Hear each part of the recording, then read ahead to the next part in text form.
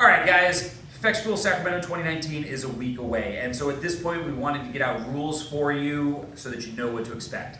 Most important thing, our tournament is not going to be a modern tournament structure. Instead, what we're trying to do is have a little bit more of the spirit of a historical Fechtschule.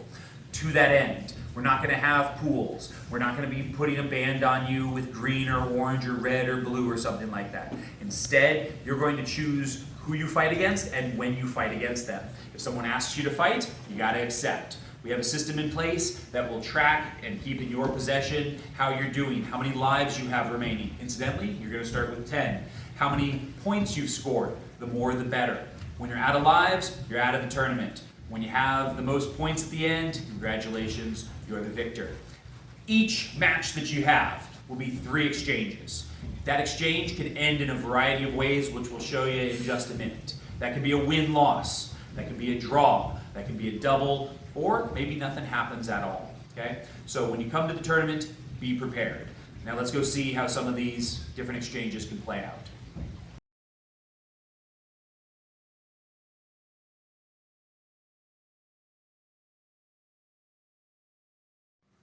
All right, so like I said, win-loss, draw, double, no exchange. Our first one, the win-loss, pretty self-explanatory. One fencer comes in, strikes the other fencer, and then runs clean away. It's an important point, guys. We're not going to call hold until space develops between the fencers to the point where no further afterblow can be given. So make that space. You can also step out of bounds. That will end the exchange as well. Now, the second option could be the draw. In the draw, one fencer hits the opponent at a lower target, in this case, the body, and then is followed with an afterblow to the head. The fencer that lands the higher target, in this case the head, receives no points, earns no victory, they still got hit, but in the spirit of the highest bleeding head wound of the historical Fechtschule, we're not going to eliminate a life from them. Instead, the person that landed the lower strike will have a life deducted from them. Now, I should note, there is no timing requirement on this. If our first fencer comes in and lands a strike on the arm, and then tries to get away, and the second fencer follows, not allowing distance to open, and lands that head, we're still going to call that as a legitimate strike. It's on you to abzug from the fight. If you can't get away clean, either out of bounds or by creating enough space, fight's still live. Okay? Our last option of the 3 that'll cost you points is the double. Gentlemen. Everybody knows it, everybody loves it. If you do it, you're each losing a life, right then and there. That means in these exchanges that you have 3 of them, you could lose up to 3 lives, possibly more, we'll talk about that, in a single match. Now, there is one final possible outcome, and that is the no exchange. Gentlemen. No strike was landed, but cuts were made with intent, and so neither person is going to score, neither person is going to be cost a life, but it does count as one of your 3 exchanges. Next, we'll talk about grappling.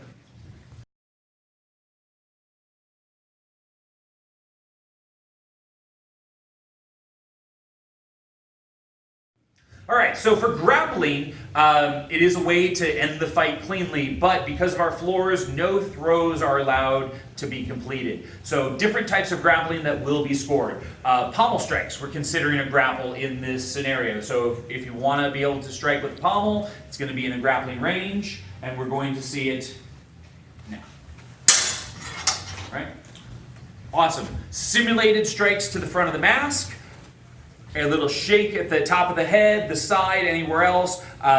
Only contact can be with the front, but you can score by demonstrating dominance and a shake above the top of the head with your pommel. Can we see that, guys?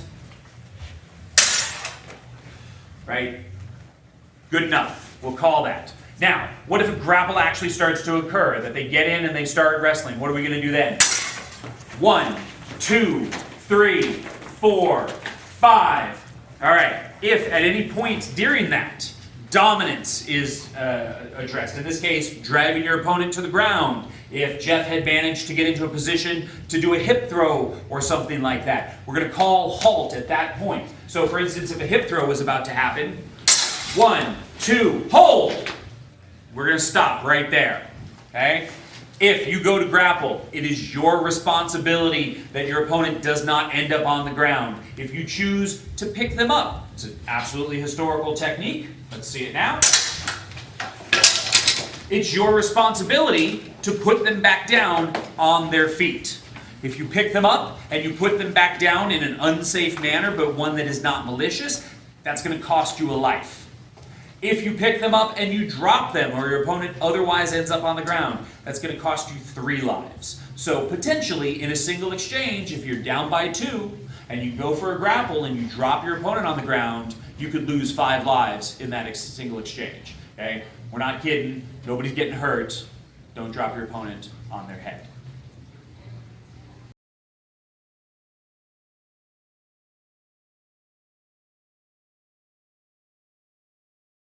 All right, guys, so for equipment, let's talk about that. Arthur right now is wearing what we consider to be an acceptable level of equipment. Now, he's a bit overkill. We don't need the Spec Pro jacket. That's not going to be required, but certainly some type of fencing jacket that is puncture resistant without any holes in the armpits or other locations that a blade could slip through. Neck and throat protection, absolutely required. The catcher on the jacket is not enough. Some type of rigid protection is required underneath as well. For the pants, hard knees are required, shins are not. Also, personal protective equipment is required. We will be checking. Gloves need to be an approved style of glove, whether it's the sparring glove that everyone knows and loves, the Spec Heavy, Konings, something of that variety. That's going to be what we want. Red Dragon gloves or modified lacrosse gauntlets are not acceptable. You need sufficient hand protection. For head protection, a typical fencing mask is acceptable, but it does need a back of the head protection. We do also recommend additional overlay for sides and top, but they are not required. Arthur's going to talk to you about the weapon requirements for both longsword and side sword parts of the tournament. All right, let's talk about weapons for the tournament. So, for standard longsword, this is my handy-dandy Regania, very standard. Make sure it's clean of rust and burrs. I'm going to be checking if it's going to be putting a lot of metal shards in my hand. It's not going to be accepted. It needs a good amount of flex, standard length. Shield is not required. No Pavel Mox or Black Horse, just pretty much standard Regania. I'm going to jump in there right now.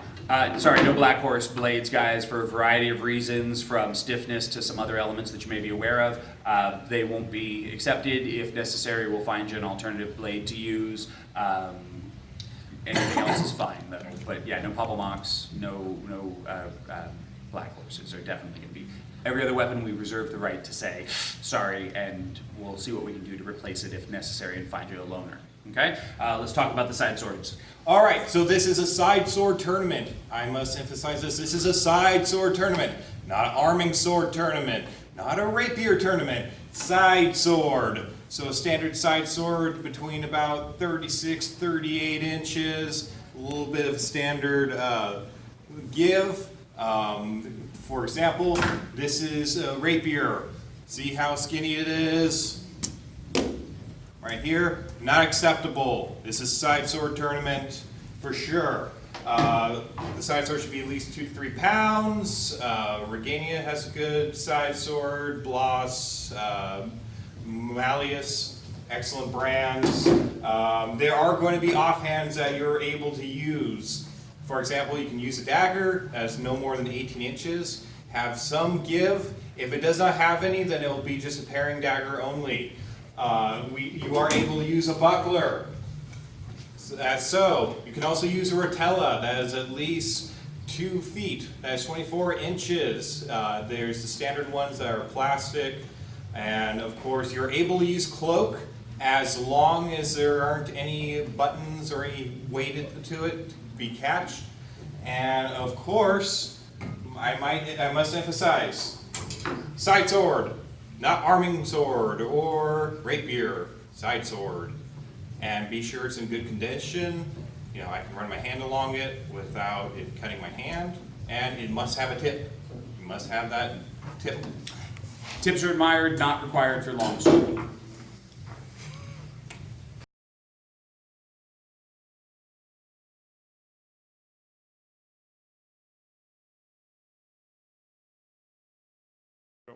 All right, guys, so to sum it all up, the tournament, it starts Saturday. Doors open at 9 a.m. Our goal is to start by 10 a.m.